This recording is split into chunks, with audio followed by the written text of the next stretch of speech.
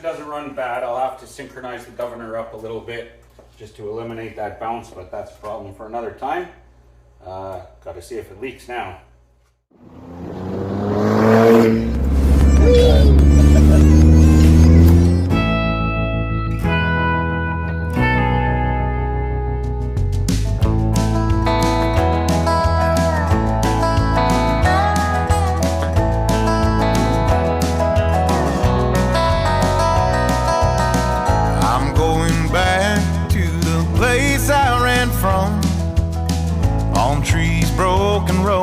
Desert dust bowl song, where the bill man will call you almost every week.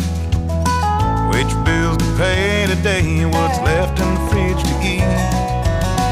Where stars frame the night, born out of trains, just close enough to give hope, but too far to reach. Well, the manual tells me that actually the thickness of this gasket is pretty critical for setting up the pump. And well, I've just made this gasket out of some cardstock, so I'm hoping it works. We can test afterwards and just see if it's hard to rotate. That'll kind of tell us if we've done a bad job. I don't know. I hope it works, I guess.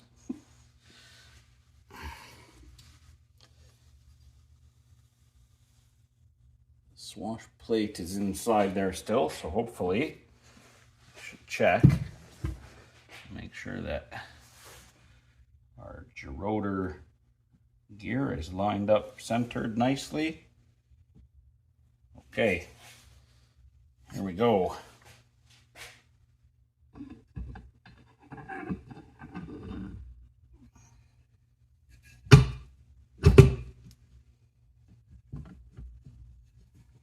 Come on.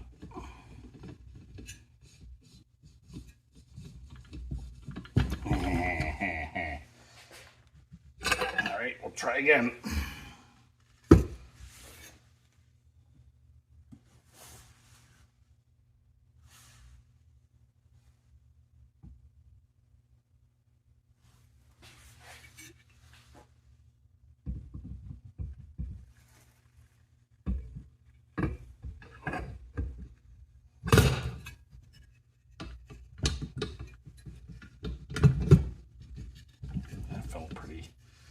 Promising.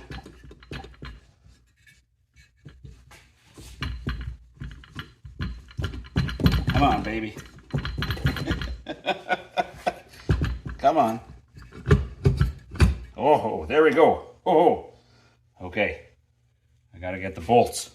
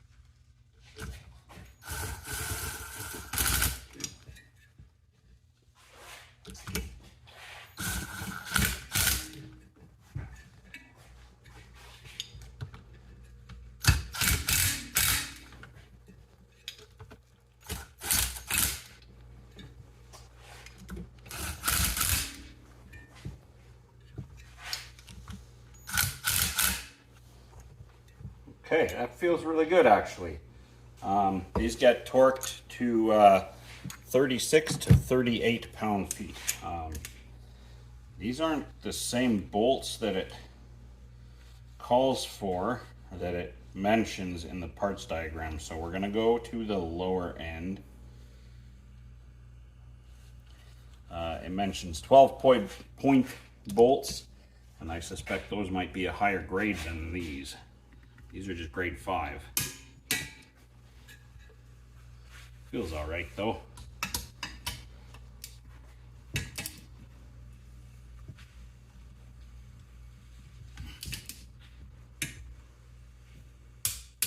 Basically, if it's more than 3 pound-feet to turn this, it's too tight, and we've got to put a thicker gasket in. But this feels just fine.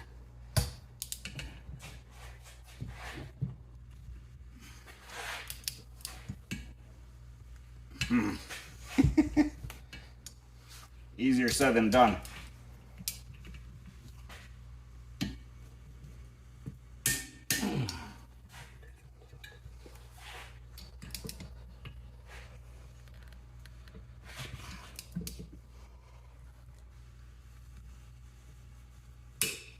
Okay, fantastic, awesome.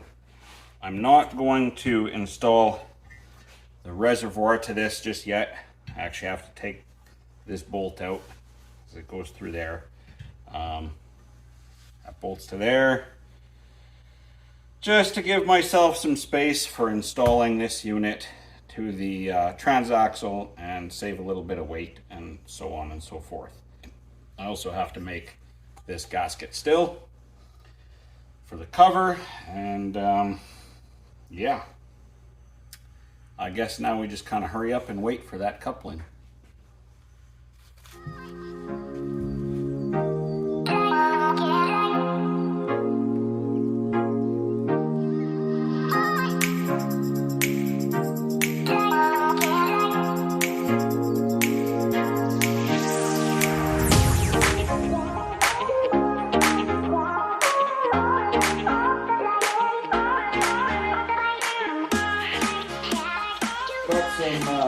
Not real great news today. I got an email from the supplier for the coupler for this tractor here, and they were expecting the manufacturer to ship it to them on September 20th. It's currently September 25th today, and it has not shipped. Their best estimate now is for the manufacturer to ship it to them October 25th, which is not only after our moving day, but it's after our possession date for this property. So this thing has to be gone by October 23rd at noon at the very latest. So I think I'm just gonna have to put it back together without that coupling in there. And I don't know, I've tried to find a different option, even to the point of maybe getting a steering shaft coupling and cutting it down, but it's going to be a little short, and most of those I can't even get fast enough either. So I think that's just the way it's going to have to be. I will kind of throw it together roughly, and it'll just have to come apart again after the move. So I guess old Jake is going to come with us back to town.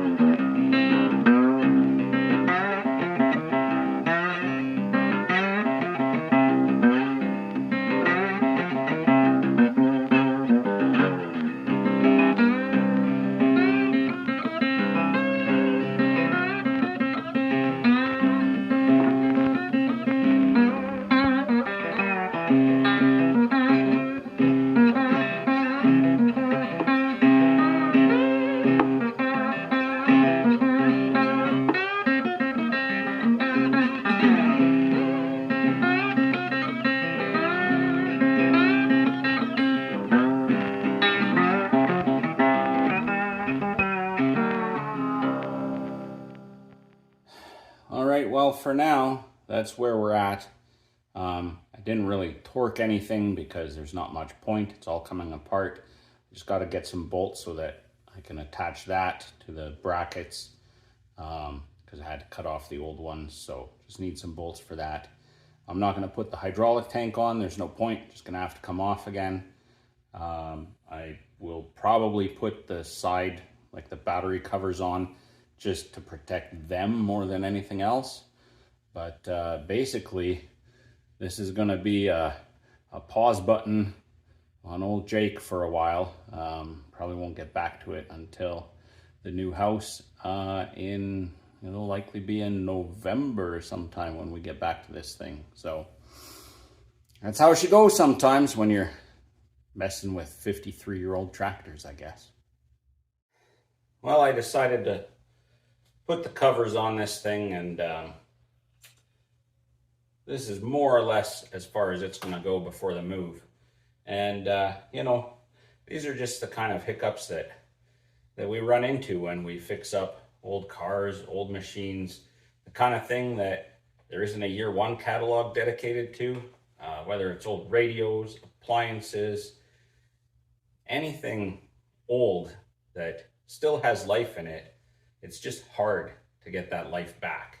It's not easy, and there's reward, but it's not financial, right? Like, it's worth it for the history and for the way it makes you feel, but there's, if I fully restored this thing 100%, I'm not going to get my money back out of it. It's just not going to happen. However much money I put into this, I'm not going to get it back. The more I put in, the more I'll get back, but I'm not going to get as much back as I put in. And I've been thinking about this ever since the guy came to look at this thing and declined to buy it because he felt he was biting off more than he could chew. And obstacles like this, they sort of feel like more than a person can deal with. But I've also been thinking, as I've been going along with this,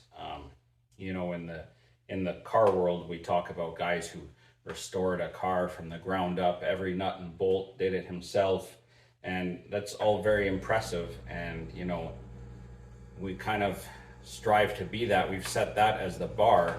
And so when the fella came to look at this, he's looking at how far it has to go to cross the finish line.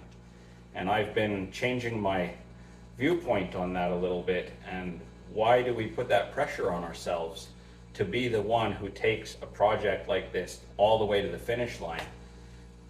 It's kind of too much for one person. Unless it's your dream machine, it's a lot of pressure to put on yourself. And I think that maybe we need to normalize being the guy who takes it a little closer to the finish line. This thing, when it sat in that field, I did not think it was going to run. And then it ran, and I didn't think the snowblower was going to work, and it does. And I did know from the previous owner that it was having transmission issues, so I wasn't shocked when it stopped. They thought maybe they burned it out, so I'm glad it's not that, because if it was a hydraulic issue, I'd be in real trouble. Those parts are just not going to be found. But I think if somebody came and looked at this, in a couple months when it's back together and driving around, now it's an achievable goal to finish it, to take it the rest of the way. I mean, it's just disassemble, clean paint. Okay, there's a little more to it than that, but largely that's what it is. It's disassemble, clean paint. Finding parts as you go along. It would be usable while you did it. You could blow your snow all winter if you wanted, and then all summer you collect parts over the winter, and then you do something to make it better. And I think we just need to maybe accept that sometimes we don't have to even set out from the onset as being the guy who's going to get it across the finish line. Maybe we need to tackle projects that we know they're going to be in our lives for a little while. We're going to make it a little better, and then it's going to move along. And Jake here is going to be a prime example of that. I'm going to make it, well, frankly, a lot better, and he's going to move along. And hopefully someone else someday will take him across the finish line. It would be sad if no one did, if it languished somewhere, but I can't really take responsibility for that. It's just too much. So I think with that, I'm going to pour myself a little drink, and I'm just going to keep packing up everything that belongs to this thing, and be just a nice evening getting stuff packed up in here. We'll talk to you soon. Cheers.